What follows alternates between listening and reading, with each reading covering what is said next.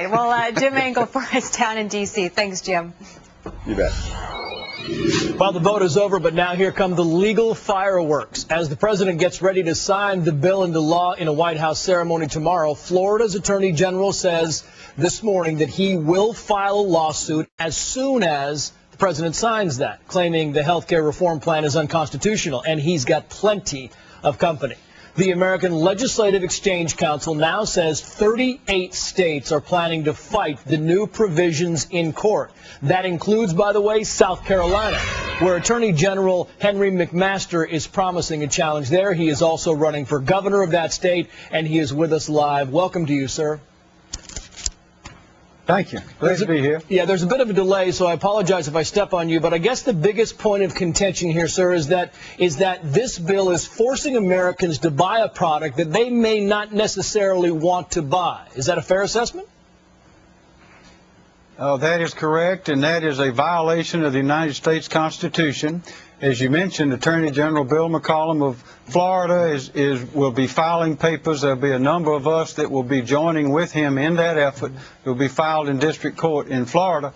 And essentially, this is just off the scale unconstitutional for the federal government to be telling people that they must do something, that is, they must buy health insurance or must buy anything at all, is not one of the powers that is given to the federal government by the Constitution. But the critics, Attorney General McMaster, if I can just jump in here, the critics say the opposite. The critics say the feds, that federal law trumps state law. Your response?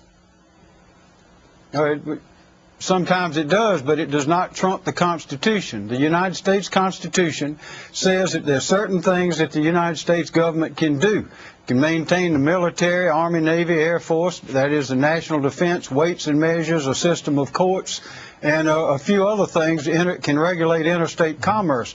But nowhere does it say that the federal government can require a private citizen to go out and buy health insurance or anything else. That's not a part of the Commerce Clause power. They simply can't do it. Now, if someone is in commerce with trucking or shipping or a variety of other things, communications, then the federal government does have the power to regulate that to some extent.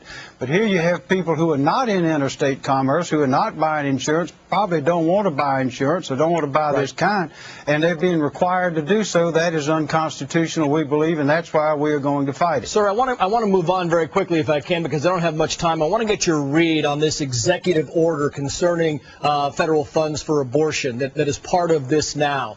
Is it your sense that an executive order could supersede legislation?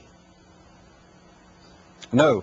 I believe that it can't, and the question is, what does the legislation mean? I don't believe that the executive order can to use your word, trump the legislation. There's some disagreement about what the legislation means, and that was the hesitancy of a number of the congressmen from conceding and voting for the bill to begin with.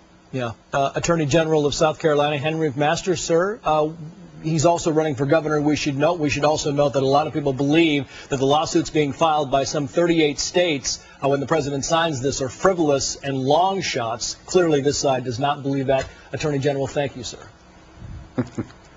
Thank you. All right, so what's next?